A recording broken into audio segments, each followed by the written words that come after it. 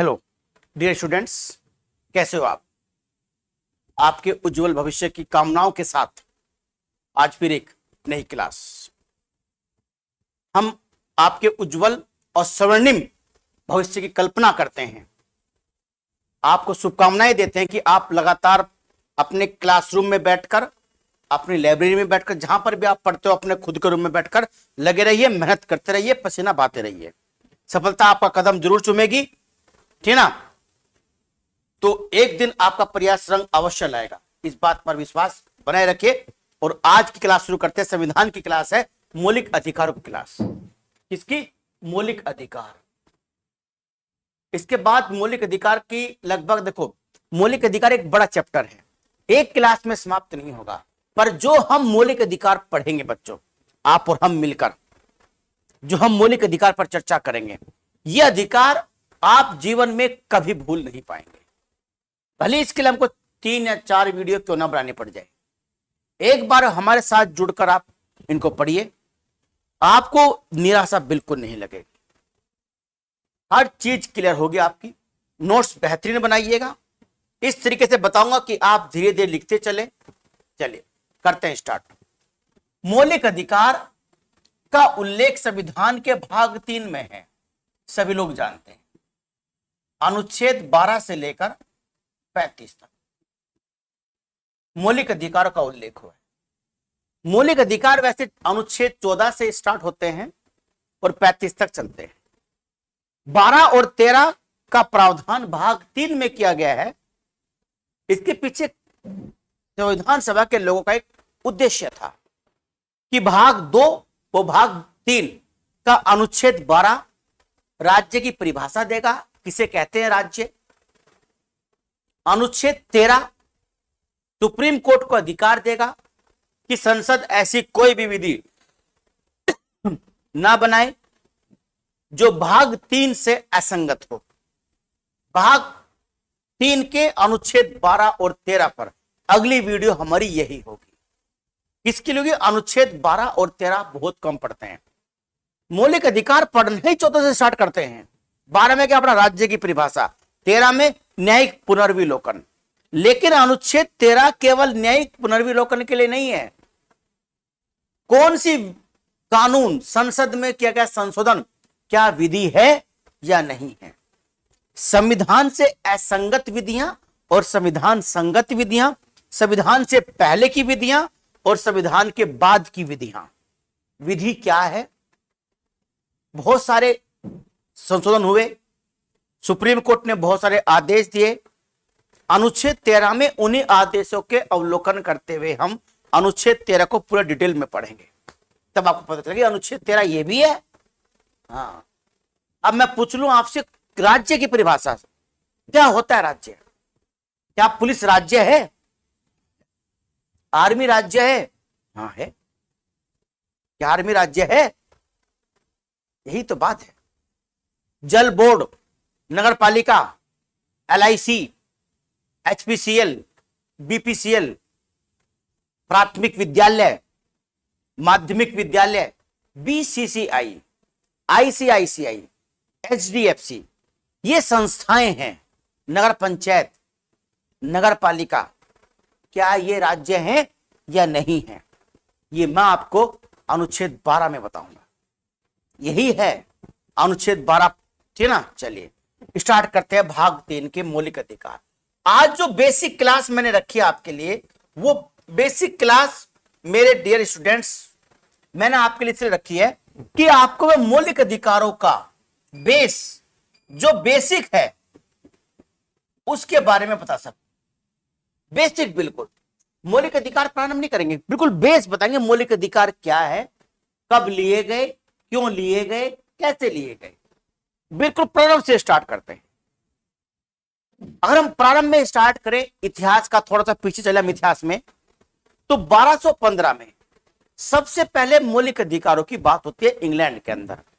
उससे पहले अगर हम भारत के इतिहास का अवलोकन करते हैं तो भारत में मौलिक अधिकारों की तो नहीं, लेकिन मानवता की बात या मानवाधिकार की बात जो रूप है उस रूप में तो नहीं, लेकिन वैदिक काल में सभा और समिति जो दो राजनीतिक संस्थाएं थी, इनमें लोगों के अधिकारों के संरक्षण के बारे में कई बातें शामिल हैं। मौर्य काल में जब ऐतिहासिक सम्राटों का विकास शुरू हुआ, राज्य और नागरिक के संबंध कैसे हों, राज्य और नागरिक आपस में कैसे जुड़े, जब यहां की बात आती है तो इसी दौरान में जो अर्थशास्त्र पुस्तक है कौटिल्य की, उसमें कहीं ना कहीं नागरिकों के कुछ अधिकारों की बात करी गई है, लेकिन उनको हम किसी भी तरीके से आज के मौलिक अधिकार से उनका सुमेल नहीं बिठा सकते। जो आज के मौलिक अधिकार हैं, इनका अगर हम सुमेल के इतिहास की बात करें बच्चों, तो इनका इतिहास अगर हम मानते हैं तो 1215 से मानते हैं। 1215 में इंग्लैंड, वहां के सम्राट ने, जॉन करके कुछ नाम था सम्राट का, जॉन कुछ करके नाम था उसका, जॉन, तो वहां के सम्राट ने, हेलो, हाँ 7 नंबर थी,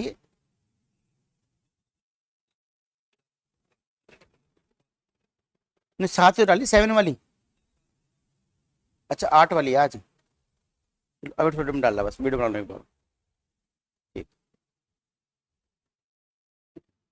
ठीक है बच्चों। तो 1215 में इंग्लैंड के वहां के शासक, कोई जॉन करके शासक था, उसने सबसे पहले अपने इंग्लैंड के नागरिकों के कुछ अधिकारों को संरक्षण देने की बात कही। एक्चुअली इंग्लैंड का राजतंत्र, देखिए इंग्लैंड आज भी राजतंत्र को डो रहा है, तो उसके पीछे कारण है। एक्चुअली इंग्लैंड का राजतंत्र वैसा कभी नहीं रहा जैसे राजा महाराजा आपने भारत में देखे होंगे, है ना, कि राजा किस तरह का अत्याचारी राजा, तो जिस तरह राजा भारत में रहे हैं, केवल इंग्लैंड के राजा प्रारंभ से ही संसद के अधिकारों, यानी संसद का विकास खुद वहां के राजाओं ने किया है। संसदीय संस्थाओं का विकास खुद राजा ने किया है। राजा खुद लोकतंत्र लेकर आया है। तो जब राजा खुद लोकतंत्र लेकर आ रहा है तो इसका मतलब राजा का दिमाग खुले स्तर का है, ब्रॉड माइंडेड व्यक्ति हैं वो। तो इसलिए वहां की जनता आज भी राजतंत्र से लगाव रखती है। 1215 में जब हम लोग सल्तनत काल की स्थापना कर रहे थे, भारत में नागरिक अधिकार तो छोड़ दीजिए, पशुओं के अधिकारों की भी मांग नहीं थी। उस दौरान नागरिकों के अधिकारों की बात इंग्लैंड में की जा रही है, तो अपने आप में दिखाता है कि इंग्लैंड के लोग हमसे कुछ न कुछ चीजों में तो आगे थे। 1215 की बात है। फिर 1689 में, 1689 में इंग्लैंड के सम्राट ने 1215 से 1689 के बीच जिन जिन अधिकारों का संरक्षण किया गया, बीच में जितने भी राजा हुए, उन सभी राजाओं ने नागरिकों के अलग अलग अधिकारों का संरक्षण किया। यह संपत्ति का अधिकार हुआ, जीने का अधिकार हुआ, है ना, जब तक स्वतंत्रता, समानता और बंधुत्व की अवधारणा दुनिया में नहीं आई थी। लेकिन नागरिक को कुछ मिलना चाहिए, राजा के माध्यम से मिले, नागरिक के कुछ अधिकार होने चाहिए। यह बात इंग्लैंड के सम्राटों ने बहुत पहले सीख ली थी, अपने लोगों के लिए, हमारे लिए नहीं, अपने नागरिकों के लिए। और यही बात मैं अगर आपको बताऊं तो भारत नहीं, पहले जब वो अमेरिका में गए, अमेरिका में उन्होंने जब स्थापना करी संस्थाओं की, तो वहां भी कहीं ना कहीं उन्होंने अधिकारों का एक विचार, वैचारिक रूप प्रदान किया। तो विचार आना ही बड़ी बात है। विचार के बाद ही तो मूर्त रूप सामने आता है। घड़ा बनाने का विचार पहले व्यक्ति के दिमाग में आएगा, तब वो मिट्टी को वो आकार दे कि वो घड़ा बन सके। खैर 1689 में वहां के नए सम्राट ने इतने सालों में, कई सौ सालों में जो नागरिक अधिकारों को संरक्षण की बात करी, उन सब अधिकारों को एक जगह संग्रह कर दिया। हालांकि वो संग्रह किसी पुस्तक में नहीं किया गया, पर उन अधिकारों की एक परंपरा बना दी कि भाई इन अधिकारों को सामान्यतः किसी भी स्तर पर, सामान्य परिस्थिति में त्यागा नहीं जाएगा। राजतंत्र इन अधिकारों को जनता को देने का कार्य करेगा। 1689 औरंगजेब का राज, औरंगजेब का राज देख लीजिए आप। 1679 में क्या हुआ था, भारत में जजिया लग रहा था।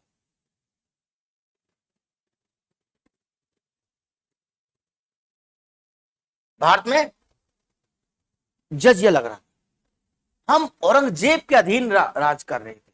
अधिकारों की तो बात छोड़ दीजिए, उस दौरान इंग्लैंड के अंदर नागरिक अधिकारों की बात हो रही है। हम जजिया कर दे रहे हैं, जकात दे रहे हैं, उस्र दे रहे हैं, खुम्स दे रहे हैं, उसके बाद लगान दिया, इतनी सारी चीजें। तो भारत में स्थिति क्या थी और इंग्लैंड के अंदर स्थिति क्या हो रही है? बात 1689 की। इसके सही 100 साल के बाद 1789 में फ्रांस के अंदर फ्रांस की क्रांति हुई। पहली क्रांति दुनिया की अमेरिकी क्रांति है। अमेरिकी क्रांति का नारा था नो टैक्सेशन विदाउट रिप्रेजेंटेशन, यानी अमेरिकी लोगों ने इंग्लैंड की सरकार से यह कहा कि नो टैक्सेशन विदाउट रिप्रेजेंटेशन, कि हम कर नहीं देंगे जब तक हमारा प्रतिनिधित्व नहीं होगा। यानी नो कर, नो प्रतिनिधित्व, यानी no taxation, no representation, without representation, यानी प्रतिनिधित्व नहीं तो कर भी नहीं, प्रतिनिधित्व नहीं तो कर भी नहीं। यह अमेरिकी क्रांति का नारा था, दुनिया का पहला नारा देखा क्रांति का। उसके बाद क्रांति 1789 में कहां हुई बच्चों? फ्रांस में। फ्रांस का शासक लुई 16, लुई 16, लुई 14 भी हुआ फ्रांस में। लुई 14 को दुनिया के जो बड़े तानाशाह हुए उनमें से एक माना गया। लुई 14 ने पता है क्या कहा? I am the state and my words is rule, यानी मैं ही राज्य हूं और मेरे शब्द ही कानून है। I am the state and my words is rule, मैं ही राज्य हूं और मेरे शब्द ही कानून है। इतना बड़ा तानाशाह लुई 14 था, लुई 14। लुई 16 को जब फ्रांस में क्रांति हुई और स्वतंत्रता, समानता और बंधुत्व के नारा दिया गया, तो लुई 16 को, क्योंकि इसने गणतंत्र का विरोध किया था, ये राजतंत्र के राजा था, गणतंत्र का विरोध किया, फ्रांसीसी क्रांति का विरोध किया, स्वतंत्रता, समानता, बंधुत्व की विचारधारा का विरोध किया, तो लुई 16 को फांसी पर टांग दिया गया। लुई 16 और ब्रिटेन के सम्राट में यही अंतर था बच्चों। देखिए क्या अंतर था। लुई 16 की पत्नी थी, शायद नाम मैरी था या क्या नाम था। जब भीड़ फ्रांस के किले, जो राजधानी का जो किला था, जब वहां भीड़ इकट्ठी हुई तो रानी ने पूछा, शायद मैरी नाम था, क्या नाम था, ये भीड़ क्यों चिल्ला रही है, क्यों इतना वो कर रही है? तो किसी मंत्री ने कहा कि मैडम ये रोटी के लिए मांग कर रहे हैं, ये रोटी की मांग कर रहे हैं, इनके पास रोटी, हाँ रोटी की मांग कर रहे हैं। अरे रोटी नहीं है तो इनको ब्रेड खिलाओ ना, ब्रेड दो इनको। ये देखिए आप, मतलब रोटी की मांग और मैडम कह रही है इनको ब्रेड खिलाओ। यानी एक प्रकार का कहने का मतलब, तात्पर्य यह है कि राजा, राजतंत्र और जनता के बीच कितना गैप था। राजतंत्र को मालूम ही नहीं है कि जनता क्यों दुखी है, किस लिए दुखी है, कैसे दुखी है, लेकिन इंग्लैंड के राजतंत्र को मालूम था। यही कारण है इंग्लैंड के अंदर औद्योगिक क्रांति सबसे पहले हुई और उस औद्योगिक क्रांति ने ही इंग्लैंड को दुनिया का सबसे बड़ा देश बनाया। एक दौर में कई शताब्दियों तक पूरे विश्व में इंग्लैंड का ही राज रहा। कभी आप जानते हैं उसका सल्तनत का सूरज कभी छिपता नहीं था। यानी अमेरिका भी उसी के अधीन, भारत भी उसी के अधीन, अफ्रीकी देश, बहुत सारे द्वीप, इंडोनेशिया, मलेशिया, सिंगापुर, ये सब उसके अधीन। यानी वो इंग्लैंड आखिरकार छोटा सा द्वीपीय देश इतना बड़ा साम्राज्य बनाने में सफल कैसे हुआ? औद्योगिक क्रांति का बहुत बड़ा रोल है। और औद्योगिक क्रांति होने में इंग्लैंड के राजाओं का, इंग्लैंड के जमींदारों का, इंग्लैंड के व्यापारियों का, वाणिज्यवाद का, इन सब का, वहां की जो नौसैनिक तंत्र था उसका, भौगोलिक खोजों का, सामंतवादी प्रवृत्ति इंग्लैंड में कम होना, इन सब चीजों का एक साथ होना इंग्लैंड में औद्योगिक क्रांति का कारण बना, है ना। तो इंग्लैंड औद्योगिक क्रांति वजह से वहां पर एक बड़ा मध्यम वर्ग डेवलप हुआ। खैर वो तो बात वर्ल्ड हिस्ट्री की है। हम बढ़ते हैं 1789। लुई 16 को फांसी पर टांग दिया गया। स्वतंत्रता, समानता और बंधुत्व जो हमारी प्रस्तावना के अंग है, हमारे मौलिक अधिकारों में शामिल किया गया है, वो हमने फ्रांस की क्रांति से ही लिया है। ये बात है 1789 की। उसके बाद आप जानते हैं इसी दौरान क्या हो रहा था? इंग्लैंड तो यूएसए का संविधान लिखा जा रहा।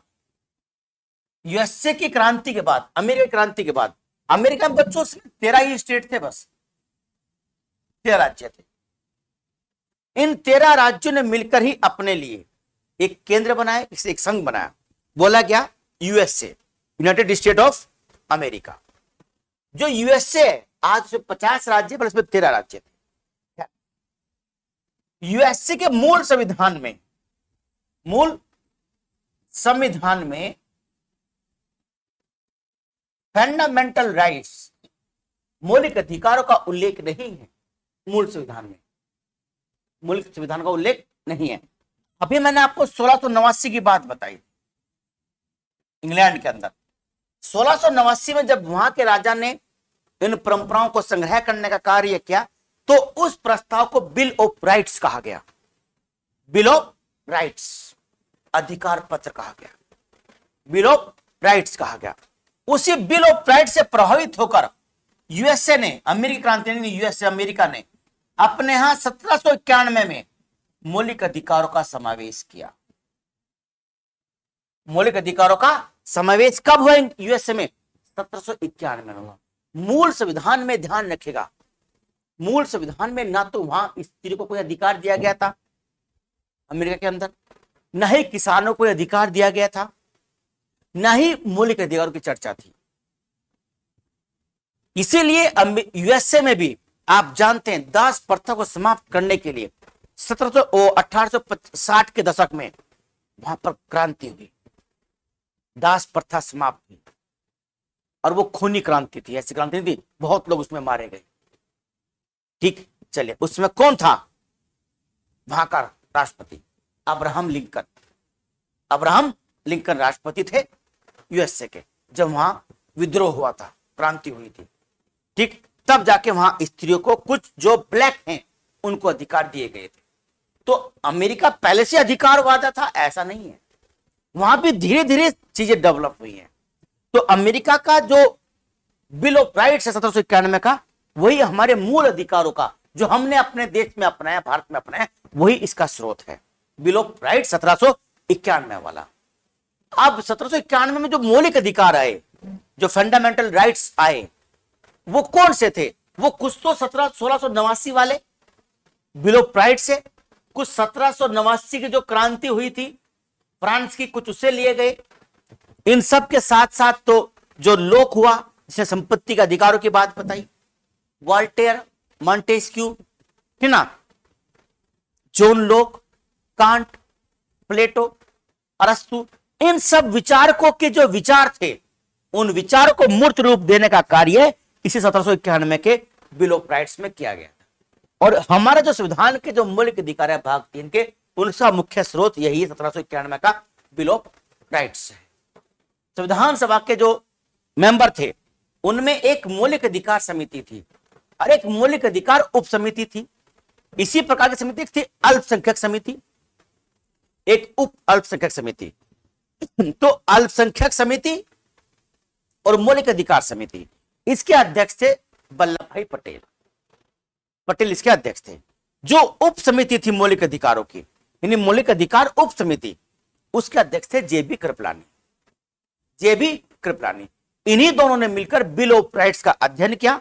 2-4 देशों में और जहां जहां चीजें मौलिक अधिकार थे, अध्ययन किया, और उन्होंने पाया कि वास्तव में जो मौलिक अधिकार है, उनका जो स्रोत है विभिन्न देशों में, वो यही बिल ऑफ राइट्स है। तो इस बिल ऑफ राइट्स के मौलिक अधिकारों को हमने अपने हिसाब से भारतीयता के तहत, भारतीय संस्कृति के तहत उनको अंगीकृत किया। ठीक, तो ये तो मैंने आपको बताया स्रोत क्या क्या हमारे मौलिक अधिकारों। मौलिक अधिकार बच्चों वो अधिकार होता है जो किसी भी व्यक्ति के सर्वांगीण विकास, यानी उसके बौद्धिक विकास, शारीरिक विकास और आध्यात्मिक विकास के लिए आवश्यक है। वो ने बोलते हैं अधिकार, मौलिक अधिकार। मौलिक अधिकार ही संवैधानिक अधिकार है। भाग 3 में अधिकार जो दिए गए हैं वही व्यक्ति और नागरिक के मौलिक अधिकार हैं, और भाग 3 के अलावा जो भी अधिकार हैं वो मौलिक अधिकार नहीं है। जैसे अनुच्छेद 326 है, 326 अनुच्छेद आर्टिकल। तो 326 में क्या है जानते हो आप?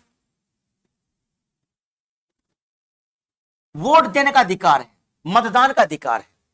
क्या ये आपका मौलिक अधिकार है? नहीं है, क्योंकि ये मौलिक अधिकार है। मौलिक अधिकार बच्चों वही है जो भाग 3 में है। यही आपका संवैधानिक अधिकार है जो भाग 3 में है। ये आपका राजनीतिक अधिकार है। राजनीतिक अधिकार और कानून अधिकार को संसद साधारण विधि बनाकर कम कर सकती है, समाप्त कर सकती है। मौलिक अधिकारों को संसद साधारण विधि बनाकर ना तो कम कर सकती ना समाप्त कर सकती। पास मांगी तो भाग 3 के अधिकार ही वास्तव में संवैधानिक या मौलिक अधिकार है। उसके अलावा जो भी आपके अधिकार दिए गए हैं या तो वो कानूनी अधिकार है या आपके राजनीतिक अधिकार है। सरकार कभी भी साधारण विधि बनाकर उन अधिकारों को समाप्त कर सकती है या कम कर सकती है, लेकिन भाग 3 के मौलिक अधिकारों को संसद संविधान संशोधन के माध्यम से ही बढ़ा सकती है या कुछ बदल सकती है। लेकिन जो बेसिक स्ट्रक्चर है, जो आधारभूत ढांचा है मौलिक अधिकार का, वो नहीं बिगाड़ सकती। अब मौलिक ढांचा क्या है, यह सुप्रीम कोर्ट अपनी व्याख्या में बताता है कि सुप्रीम कोर्ट ही मौलिक अधिकारों का सजग प्रहरी है, अभिभावक है, संरक्षक है मौलिक अधिकारों का। कौन? Supreme court. और मैंने आपको शायद पहले बताया भी होगा, हमारा संविधान वास्तव में वो है जो सुप्रीम कोर्ट बताए। बस में हमारा संविधान वास्तव में क्या है? हमारा संविधान वास्तव में वो है जो सुप्रीम कोर्ट व्याख्या करता है। जो आप पढ़ते हैं वो नहीं है।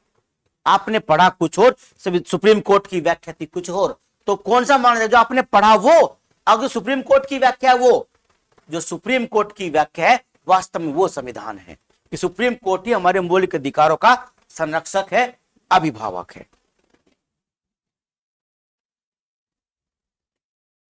राष्ट्रपति संविधान का अभिभावक है, संविधान का संरक्षक है।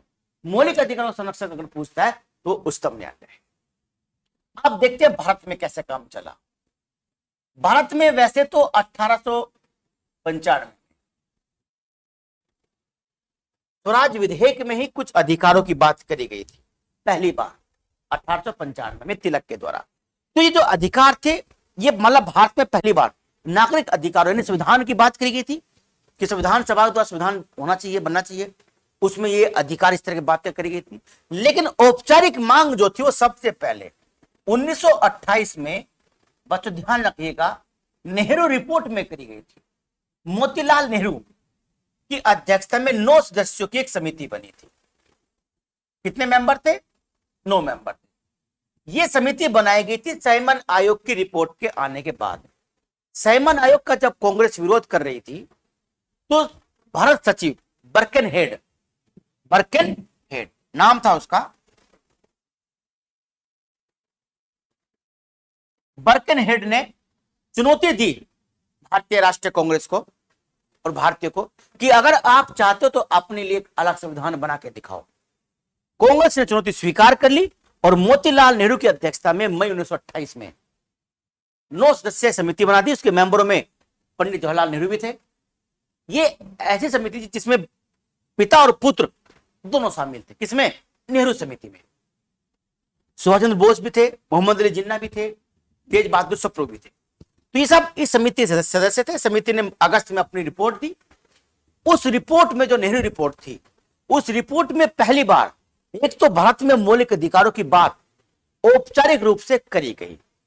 दूसरी बात उसमें करी गई भारत में भाषा के आधार पर राज्य गठन करने की बात सबसे पहले नेहरू रिपोर्ट में आई थी। ध्यान रखिए बात को, भारत में भाषा के आधार पर राज्य बने 1956 के बाद।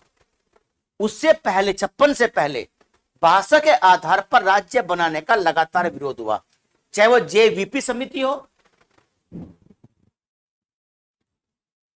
जवाहरलाल नेहरू, वल्लभ भाई पटेल और पट्टाभी सीतारमैया, ये 3 समिति थी।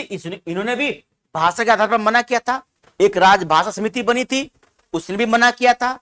और एच के धर समिति बनी थी, उसने भी मना किया था। एच के धर ही संविधान सभा में, एच के धर संविधान सभा में राजभाषा समिति के अध्यक्ष थे, राजभाषा आयोग के अध्यक्ष थे। तो उन्होंने मना किया था कि भाषा के आधार पर राज्य नहीं बनना चाहिए। लेकिन भाषा के आधार पर राज्य बनाने की बात सबसे पहले नेहरू रिपोर्ट में करी गई। मौलिक अधिकारों की बात यही हुई थी। इसके बाद 1928 के बाद 1931 में कराची अधिवेशन में, कराची अधिवेशन में जिसके अध्यक्ष वल्लभ भाई पटेल थे, मौलिक अधिकारों का प्रस्ताव बाकायदा पूरा प्रारूप कांग्रेस ने प्रस्तुत किया। मौलिक अधिकारों का पटेल थे अध्यक्ष, पटेल ने प्रारूप तैयार किया था, पटेल ने प्रारूप पेश किया था मौलिक अधिकारों का। कराची अधिवेशन 1931, तो 3 डेट याद रखेगा, 1895, 1928 नेहरू रिपोर्ट, इसमें स्वराज विधेयक तिलक द्वारा रखा गया था, कराची अधिवेशन 1931।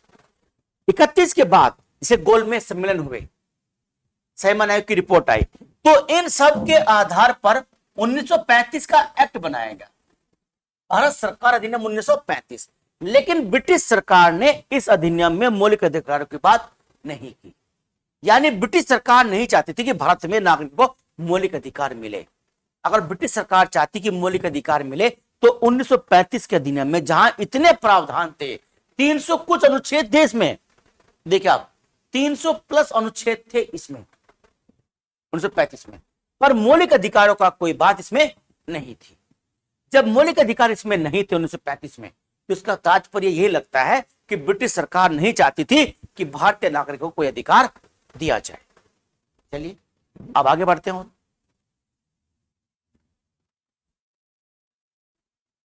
1935 की बात होगी। अब आप जानते हैं जब संविधान लिखा गया, जब संविधान सभा बनी, तो उसमें बड़ी बड़ी लगभग 15 समितियां बनी, 15 समितियां। उन 15 समितियों में एक थी अल्पसंख्यक और मौलिक अधिकार समिति, ताकि अल्पसंख्यकों के भी कुछ अधिकार हों देश के अंदर। और मौलिक अधिकार समिति, इसके अध्यक्ष बना गए पटेल। एक इन्हीं की बनी उप समिति, छोटी समिति, उसके अध्यक्ष थे जेबी कृपलानी, आचार्य जेबी कृपलानी उप समिति के अध्यक्ष बने। इन दोनों ने मिलकर ही मौलिक अधिकारों के बारे में पूरा प्रस्ताव प्रस्तुत किया था संविधान सभा के अंतर्गत। अब जो संविधान सभा के अंतर्गत जो अधिकार आए वो भाग 3 में रखे गए। किसमें आए? भाग 3 में। आप जानते हैं भाग 3 में 7 प्रकार के मौलिक अधिकार रखे गए थे 1950 में। 7 प्रकार के। समानता का अधिकार अनुच्छेद 14 से लेकर 18 तक, स्वतंत्रता का अधिकार 19 से लेकर 22 तक, शोषण के विरुद्ध अधिकार 23 और 24, धार्मिक स्वतंत्रता का अधिकार 25 से 28, भाषा, लिपि और संस्कृति बनाए रखने का अधिकार 28, 29 को 29, 30, संपत्ति का मौलिक अधिकार अनुच्छेद 31, संवैधानिक उपचारों का अधिकार अनुच्छेद 32। ये 7 थे। 65 अधिकार को, जो संपत्ति का अधिकार था, उसको 1978 में 44वें संशोधन के द्वारा कानूनी अधिकार बना दिया गया। क्यों बनाया गया कानूनी अधिकार? क्या फर्क पड़ा मौलिक अधिकार से कानूनी अधिकार बनाने में? क्या होता है मौलिक अधिकार और क्या होता है कानूनी अधिकार? इन सब पर चर्चा करेंगे जब हम मौलिक अधिकारों के बारे में, इस अधिकार के बारे में डिटेल से पढ़ेंगे। तो हमें अनुच्छेद 31 भी पढ़ना है, 32 पढ़ना है और 33, 34, 35 भी पढ़ने हैं। आप 32 तक पढ़कर छोड़ देते हैं। अब संवैधानिक उपचारों का अधिकार हो गया है, संविधान का हृदय पढ़ लिया, संविधान की आत्मा पढ़ ली, तो अब 33 कौन पढ़े, 34 कौन पढ़े और 35 कौन पढ़े? ये भी तो पढ़ने पड़ेंगे आपको। 33, 34 और कौन सा 35, ये भी तो मेन है ना। लेकिन ये मौलिक अधिकारों से कुछ अलग प्रकृति के अधिकार नहीं है, मतलब है इसमें प्रावधान अनुच्छेद 32 के बाद है ये। तो 32 के बाद ही क्यों रखे गए, इसके पीछे भी लॉजिक है। 32 से पहले क्यों नहीं रख दिए, 32 के बाद ही क्यों रखे गए, और अनुच्छेद 32 बाद में क्यों रखा गया? यानी संवैधानिक उपचारों का अधिकार पहले भी तो हो सकता था, अनुच्छेद 14 में भी तो हो सकता था, 32 में क्यों? इसमें विकास क्रम है। अनुच्छेद 32 उपचारों की बात करता है। उपचार कब होता है? जब कोई व्यक्ति पीड़ित होता है। पीड़ित कब होगा? जब 14 से लेकर 31 के अधिकारों का हनन होगा, कोई समस्या होगी, तब 32 के तहत आपको उपचार मिलेगा, डॉक्टर की हेल्प मिलेगी आपको। है ना, आपको जो फर्स्ट एड मिलेगी, फर्स्ट एड मिलेगी यानी आपको सहायता मिलेगी। चलिए अब जो भाग 3 के जो अब 6 बचे हैं मौलिक अधिकार, कितने बचे हैं? 6। मौलिक अधिकारों की एक विशेषता बच्चों ये है, ध्यान रखिएगा, जो हमारे मौलिक अधिकार है, जो फंडामेंटल राइट्स हैं, मौलिक अधिकार जो है ये व्यक्ति और राज्य दोनों के विरुद्ध हैं, व्यक्ति के विरुद्ध भी है और राज्य के विरुद्ध भी है। सारे मौलिक अधिकार राज्य के विरुद्ध तो है ही, सारे मौलिक अधिकार कैसे हैं? राज्य के विरुद्ध है। राज्य के विरुद्ध का मतलब क्या है? पढ़ा तो आपने बहुत होगा। अब राज्य के विरुद्ध है तो विरुद्ध का मतलब क्या है? विरुद्ध किसको बोलते हैं? मतलब ऐसा जो काम मुझे अनिवार्य रूप से करना पड़े, मेरा मन नहीं कर रहा करने का, मेरे पास संसाधन नहीं करने की, फिर भी मुझे करना पड़ रहा, अब यार मुसीबत होगी, करना पड़ेगा काम, तो वो मेरे विरुद्ध हुआ। यानी मेरे पास संसाधन नहीं है, मेरे पास कमी है संसाधनों की, फिर भी वो काम मुझे करना पड़ रहा, मेरा मन नहीं है करने का, फिर भी करना पड़ रहा, मेरी इच्छा नहीं है करने की, फिर भी करना पड़ रहा। तो अगर ये सब बातें हैं, ये सब चीजें हैं, तो वो बोले कि वो अधिकार मेरे विरुद्ध हुए। तो यही राज्य है। राज्य को मौलिक अधिकार देना उसकी अनिवार्यता है। अनुच्छेद 21(a) में 6 से 14 वर्ष तक के बच्चों को मौलिक अधिकार उपलब्ध करवाना राज्य सरकार का दायित्व है, कर्तव्य है। चाहे उसके पास स्कूल खोलने के पैसे हो या ना हो, कुछ भी करे, कुछ भी कहीं से भी लोन ले, हर बच्चे को पढ़ाए, ये ड्यूटी है, कर्तव्य है राज्य का। और जहां ये दबाव हो तो राज्य क्या होगा? वो विरोध में होगा। तो इसे बोलते हैं राज्य के विरुद्ध होना, राज्य के विरुद्ध होना। जब आपके अधिकार का हनन होता है तो आप सीधा केस राज्य पर करते हो। अब राज्य केवल योग्य नहीं है, हर वो संस्था राज्य है जो सरकार से किसी प्रकार से सहायता प्राप्त है। जो सरकारी संस्था है वो तो है ही, जो जैसे शासकीय स्कूल तो ना बोलते हैं अर्ध शासकीय स्कूल, स्कूल ना कुछ तो होते हैं सरकारी स्कूल पूर्ण, जैसे राजकीय इंटर कॉलेज है 100% सरकारी है, कुछ होते हैं वैसे स्कूल, तो मानसिक पब्लिक स्कूल या Maharaja Surajmal government school, government inter college. तो गवर्नमेंट इंटर कॉलेज का मतलब ये हो गया कि इसको मतलब उसमें जो मैनेजमेंट तो चला रहा है पर उसको सरकारी सहायता मिलती है, तो वो भी राज्य हो गया। पंचायत भी राज्य होगी, ये राज्य होगी। यानी ये कोई भी आपके अधिकार का हनन नहीं कर सकते। कुछ अधिकार व्यक्ति के विरुद्ध हैं, अनुच्छेद 15(2), अनुच्छेद 22,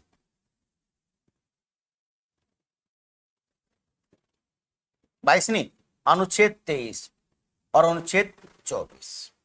ये अधिकार व्यक्ति के विरुद्ध भी हैं, राज्य के विरुद्ध तो है ही, व्यक्ति के विरुद्ध भी हैं। व्यक्ति विरुद्ध कैसे हैं? अनुच्छेद 23 क्या कहता है? शोषण के विरुद्ध अधिकार। तो राज्य तो शोषण करेगा ही नहीं, कोई व्यक्ति भी दूसरे व्यक्ति का शोषण नहीं कर सकता, है ना। किसी से बलात्कार नहीं करवा सकता, बलपूर्वक श्रम किसी से नहीं करवाएगा, कोई भी व्यक्ति ऐसे नहीं करवा सकता, तो व्यक्ति के विरुद्ध भी होगी। कोई व्यक्ति अगर बलात्कार श्रम करवाता है, किसी से बंधुआ मजदूरी करवाता है, तो व्यक्ति तो करवा रहा होगा बंधुआ मजदूरी, सरकार थोड़ी करवाएगी। तो अगर व्यक्ति बंधुआ मजदूरी करवा रहा है तो व्यक्ति के विरोध में है। 24 बाल श्रम है नहीं है व्यक्ति विरुद्ध में? बिल्कुल है, तो ये व्यक्ति विरुद्ध में। ऐसे अनुच्छेद 12 है कि आप किसी भी व्यक्ति को, भले आपके वो अपना निजी स्थान क्यों ना हो, उस स्थान पर आप किसी का भेदभाव धर्म, जाति, लिंग, मूल, वंश के आधार पर नहीं करोगे। हाँ, आप किसी को रोक सकते हो कि भाई ये मेरी निजी प्रॉपर्टी है, यहां आप मत आओ, पर आप ये नहीं कर सकते हिंदुओं का आना तो मना है, या मुसलमानों का आना मना है, हिंदू आ सकते हैं, या बौद्धों का आना मना है, सिख आ सकते हैं, ऐसे नहीं कर सकते। या पुरुष आ सकते हैं, महिला नहीं आ सकती। या तो आप पूरा प्रतिबंध लगाओ, अगर पूरा नहीं लगा रहे हो तो धर्म, जाति, लिंग, जन्म स्थान और मूल वंश के आधार पर आप अपने निजी में भी नहीं लगा सकते हो। तो अनुच्छेद 15-22 है, ये व्यक्ति विरुद्ध भी है, राज्य विरुद्ध में तो है ही, पर व्यक्ति के विरुद्ध भी है। एक प्रॉपर्टी तो, एक विशेषता तो इसकी ये होगी, याद रहेगी बात आपको। दूसरी विशेषता ये है, जो सामान्य विषय तो आप सब जानते ही हो, ये आप कम जानते होंगे। हम मौलिक अधिकार अपने त्याग नहीं सकते, हम अपने मौलिक अधिकार त्याग नहीं सकते। त्याग नहीं सकते का मतलब है कि आप अपने मौलिक अधिकार छोड़ नहीं सकते। त्याग नहीं सकते, छोड़ नहीं सकते। कैसे भाई? कि जो हमारे मौलिक अधिकार हैं हम उन्हें त्याग नहीं सकते। कैसे? अनुच्छेद 21 आपको जीने का अधिकार देता है, मरने का अधिकार आपको नहीं देता। अनुच्छेद 21 जीने का अधिकार देता है कि आप जियो, घिसट घिसट के जियो, मर मर के जियो, लेकिन जियो, आपको मरने का अधिकार नहीं है। इसीलिए आईपीसी की धारा 309 के तहत अगर आप आत्महत्या करते हैं और आत्महत्या करते हुए पकड़े गए तो आपको सजा भी हो सकती है। आपको तो होगी, आपको जिसने उकसाया उसको भी सजा होगी। अब इसी क्रम में मुझे एक बात याद आ रही है कि जो लोग, जो बच्चे आर्मी के चलते, अग्निपथ योजना के चलते फांसी ले रहे हैं, उनको कौन उकसा रहा है? कौन ऐसी परिस्थितियां पैदा कर रहा है कि वो व्यक्ति अपना जीवन समाप्त कर रहे हैं? क्या उनका मौलिक अधिकार का हनन नहीं हो रहा है? बिल्कुल हो रहा है। तो हम अपना जीवन नहीं छोड़ सकते, हम अपने मौलिक अधिकार त्याग नहीं सकते। अमेरिका में वहां का नागरिक अपने अधिकार त्याग सकता है, छोड़ सकता है, पर हम अधिकार छोड़ नहीं सकते। हमारी मजबूरी है, हमारे यहां इच्छा मृत्यु नहीं है। हालांकि passive euthanasia, passive passive euthanasia,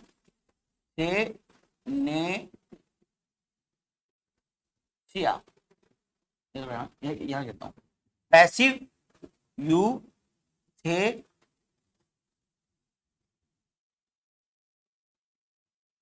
euthanasia,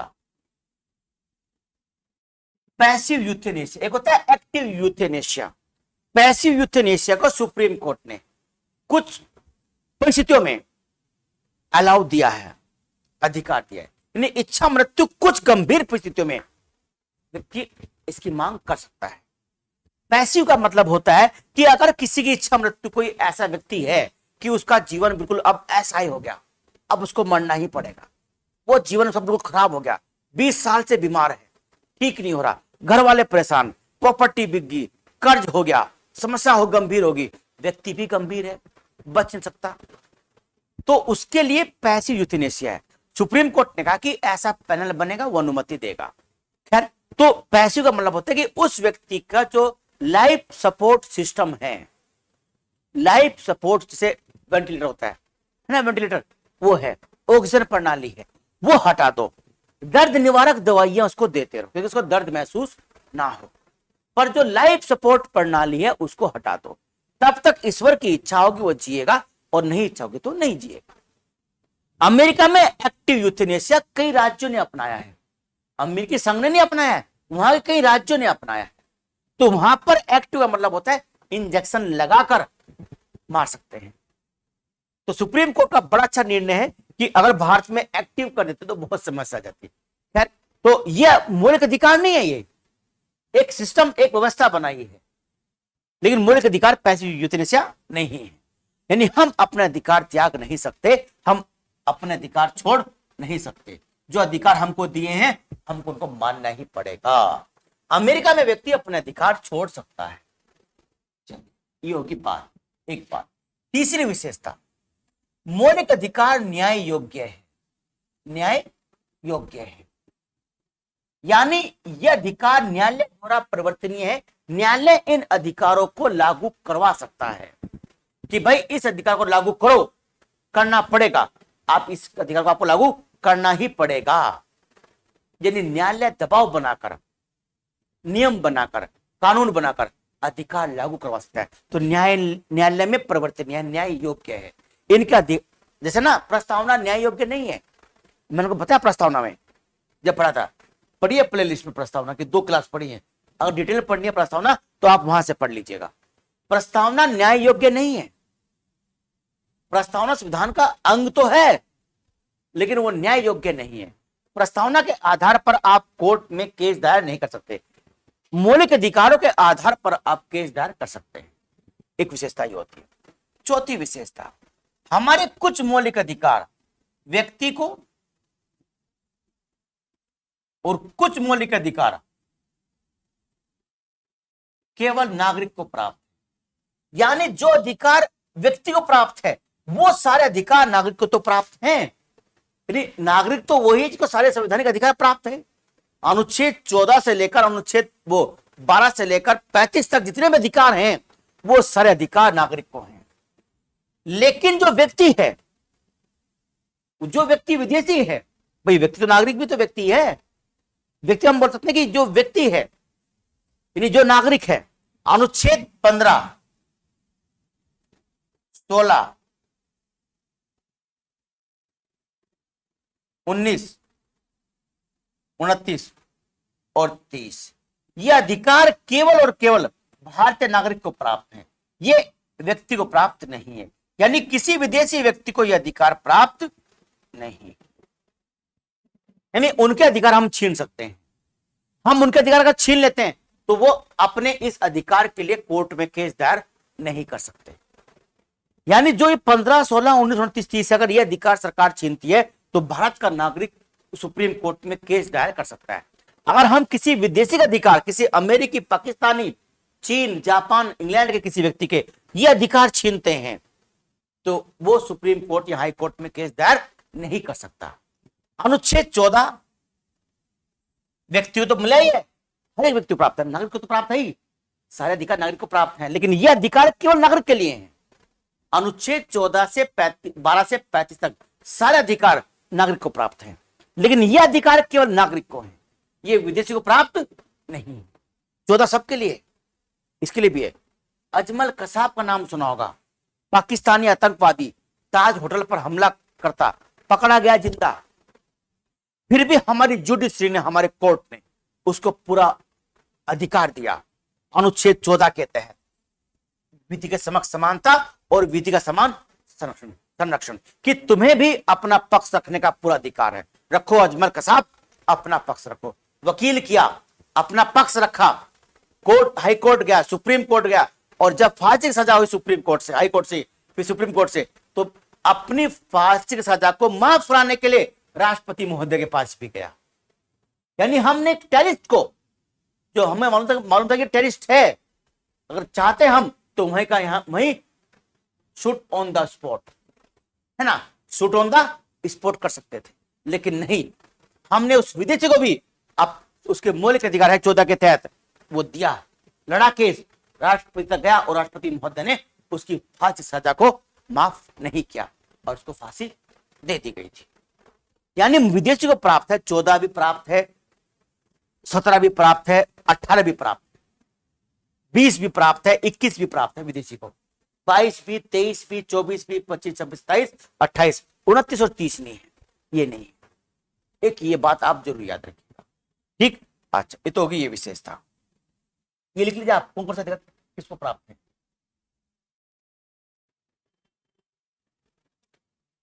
ये तो न्यायालय में प्रवर्तनीय हो गए, भी हो गए। हाँ, नकारात्मक प्रकृति के हैं। हमारे मौलिक अधिकार कैसे हैं? कुछ नकारात्मक हैं, कुछ कैसे हैं, सकारात्मक। हालांकि अधिकांश जो रूट, जो प्रकृति है वो संविधानों की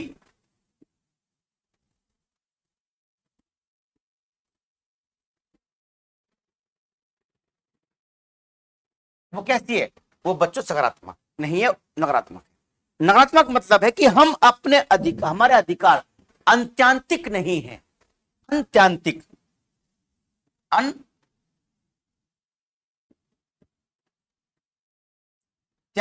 नहीं है, एब्सोल्यूट नहीं है। एब्सोल्यूट मतलब कि ये नहीं कि बस आपको अधिकार है अनुच्छेद 19A के तहत कुछ भी बोलने, भाषण देने का अधिकार है, नहीं, अधिकार तो आपको है, पर राष्ट्रहित और सामाजिक हित,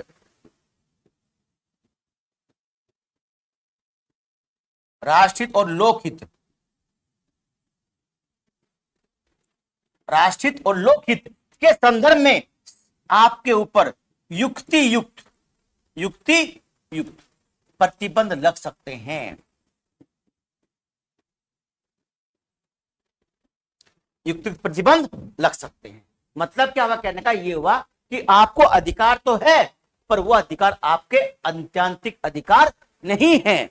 राष्ट्रहित और लोकहित पर आपके प्रत्येक मौलिक अधिकार पर प्रतिबंध लग सकता है। अनुच्छेद 19 क्या के तहत, आपको भाषण देने का अधिकार है, बोलने का अधिकार है, अपने विचारों को अभिव्यक्त करने का अधिकार है किसी भी रूप में। पर अनुच्छेद 19 एक में आप ऐसा कुछ नहीं बोल सकते जिससे देश की एकता अखंडता बाधित हो, लोकहित बाधित हो।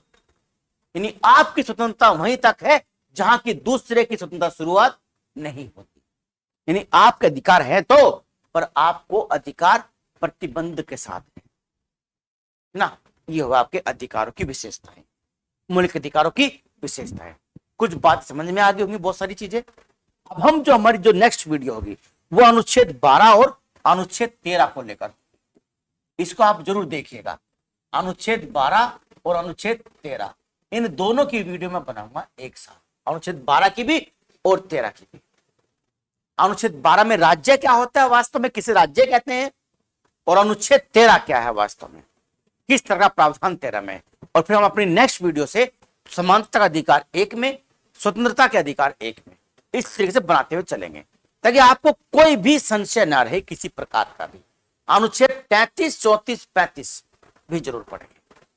ठीक है मेरे प्यारे बच्चों, आपके अपने संस्थान डिस्कवरी सर्किल में आपको शुभकामनाएं देता है। आपके जो भी एग्जाम इसमें चल रहे हैं या होने वाले उन सभी के लिए आपके अपने परिवार की तरफ से आपको शुभकामनाएं, हार्दिक शुभकामनाएं, हमारी तरफ से शुभकामनाएं आपको। जय हिंद, जय भारत।